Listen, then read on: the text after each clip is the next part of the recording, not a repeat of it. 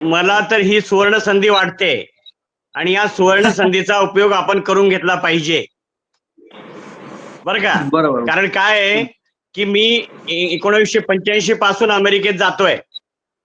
America आपल्या जीवावरच त्यांचं agriculture चालत होतं.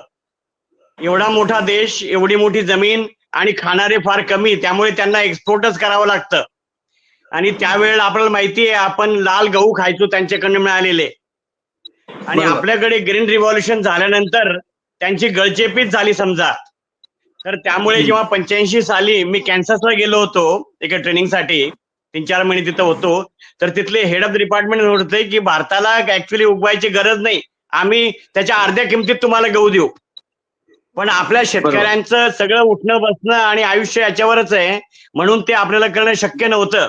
आणि त्यामुळे काय झालं की अमेरिकेची इमेज फूड सप्लायर पासून वेपन सप्लायर अशी झाली. कारण अमेरिकेसारखा बरोबर. देश किंवा कॅनडा सारखा देश किंवा युरोपचे कंट्रीज हे सगळे एक्सपोर्टवर चालतात. त्यांच्याकडे पॉप्युलेशन एवढं नाहीये की जे जे प्रोड्यूस करतील ते कंझ्युम करतील.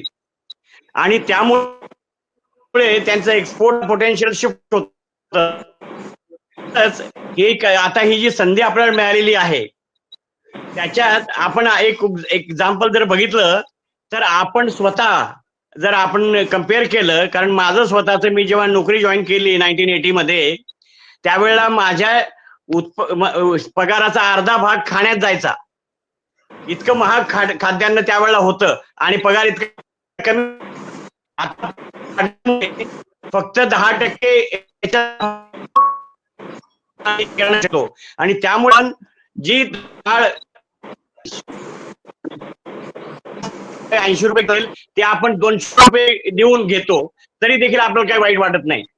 तसंच नेहमी हे असं असतं की उत्पन्न वाढलं की त्याची खाण्याची जी पद्धत असते ती बदलते आणि तो चुजी होतो, वेल पॅकेज, वेल प्रिपेअर्ड आणि ऑर्गॅनिक फूड खाण्याचा प्रयत्न करतो, भलेही ते महाग का असेना. आता तुम्ही जर ऑर्गॅनिक फूडचे कन्झ्युमर्स बघितले तर त्याच्यात जास्त उत्पन्न असणारे लोक जास्त असतील. आणि अमेरिका तर जास्त उत्पन्नवाला देश आहेच, जास्त म्हणजे कमाईवाला देश आहे, जास्त पगारवाला देश आहे.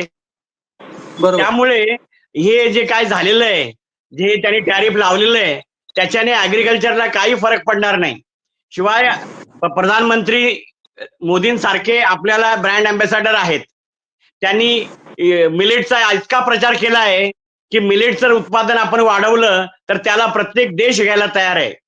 तशाच प्रकारे त्यांनी योगाचा प्रचार केला तर लाखो इंडियन लोकांना, मुलांना नोकऱ्या लागल्या योग शिकवण्यासाठी त्यांच्या शाळांमध्ये, फॉरेनच्या शाळांमध्ये. आणि अशा प्रकारे मला असं वाटतं की हा टेरिफ जे वाढला आहे तो आपल्यासाठी एक प्रकारचं वरदान आहे. आपण त्या पिकांवर कॉन्सन्ट्रेट करा की जे त्यांना पाहिजे आणि त्यांना अशा वाढीव किमतीत द्या. तर जसं असतं ना मेंटॅलिटी मनुष्याची इथं किंवा अमेरिकेत सारखीच आहे, जे महाग ते चांगलं, जे स्वस्त ते चांगलं. आपण महाग करून त्यांना विका, त्याचा मात्र ऑनेस्टली त्याची क्वालिटी तुम्ही द्या, तर आपल्या देशाला काहीच त्रास नाहीये. आपल्या देशाला याच्यापासून फायदा, रिसर्च, टेन्शन, आपलं मार्केटिंग, आपलं पॅकेजिंग हे सगळं इम्प्रूव्ह होईल. त्याच्यामुळे ज्या वेळेला त्याचा खप वाढेल त्यावेळेला नक्कीच या सगळ्या क्षेत्रात आपण भरपूर काम करू आणि देशाला पुढे नेऊ.